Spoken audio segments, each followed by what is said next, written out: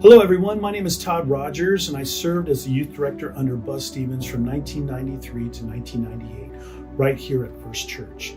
My first day I sat here in the senior pastor's office and I was told by Buzz, he said, I like to let go of the reins when it comes to staff, and I want you to pursue your passions, to live life abundantly, to push through boundaries and to rock the boat, so much so that I have to pull back on the reins. And from that moment on, I knew we were in for a great relationship. Buzz was a visionary. He had bold and outlandish ideas.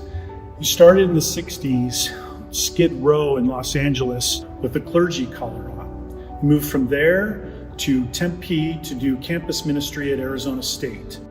He had to navigate the challenges of the Vietnam protests and all that was going on during that time. From then, he took students up to Arco Sante to meet with architect Paulo Soleri in the Minds for History events, where they brought visionaries from all over the country to dream about the future. Buzz always called us to do more, to be more, and to care more.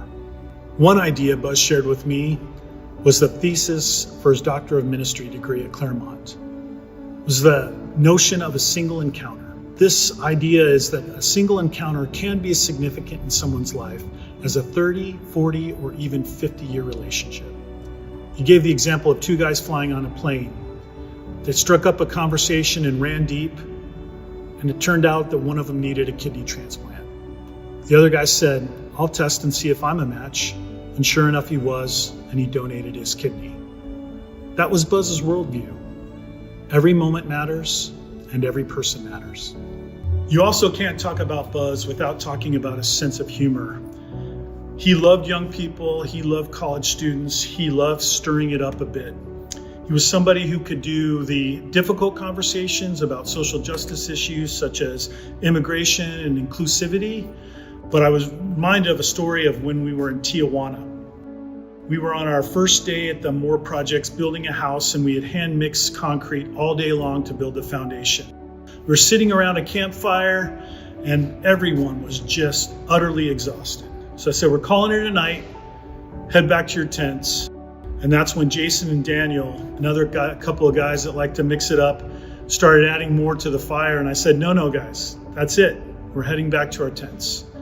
I went to go brush my teeth and I came back, and as I was walking across the compound, I saw a fire raging 20 to 30 feet in the air into the canopy of the trees. I was never so angry, and I ran up and I was like, Jason and Daniel. And that's when I saw Buzz out of the corner of my eye, standing by the church van, laughing uncontrollably. It was Buzz that had piled all the boxes and all the wood on there. He was a jokester and a prankster who taught us how not to take ourselves too seriously. Buzz sure loved to have fun, but what truly set him apart was his deep compassion for others. When he was district superintendent, he encountered a situation where a pastor had caused some harm in the church. The pastor was removed, the church was counseled, the legal process ensued. Buzz asked the challenging question, what's our obligation to this person now? Because in the covenant, we don't just give up on people when times get tough. That's when we need to show up. So that's what Buzz did. He visited him in prison, even when nobody else wanted to. That's who Buzz was, a person who cares deeply, especially when times are tough. Buzz modeled connection in everyday ways. Every semester, we would take trips to U of A and NAU to visit the college students from First Church. Every year before July 1st, he would welcome the new pastors to their congregation and say, let's go get coffee. I'm here for you. Buzz officiated at my wedding 30 years ago. He officiated at my grandmother's funeral service, performed my son's baptism. He invested more in me than any adult outside of my family. He was my mentor for 33 years. I've been fortunate enough to be blessed with some great role models, but none more impactful than Buzz Stevens. I will deeply miss you, Buzz.